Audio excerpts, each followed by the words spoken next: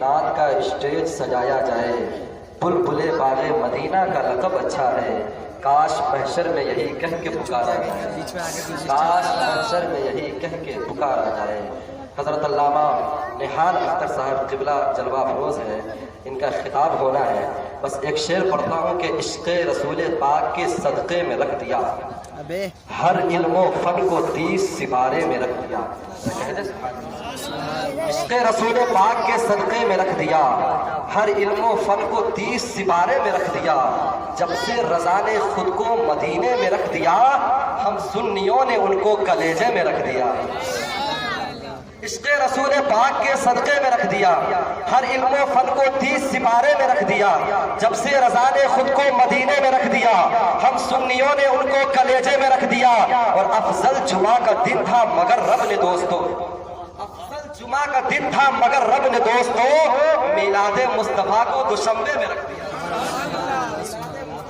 دوشنبے میں رکھ دیا۔ اب آنے والا شعر جو ہے آپ استقبال کیجئے گا۔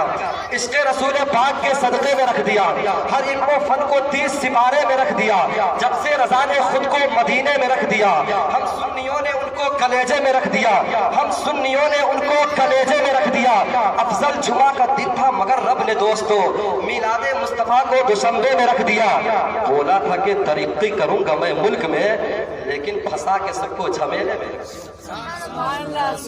بولا تھا کہ ترقی کروں گا میں ملک میں، لیکن پھنسا کے سب کو جھمیلے میں رکھ دیا۔ آپ کو مسئلہ نہیں ہے، آئیے حضرت علامہ مفتی نہال اختر صاحب کا استقبال کر لیجئے، اپنے ہاتھوں کو اٹھائیے، نعرہ تکبیر۔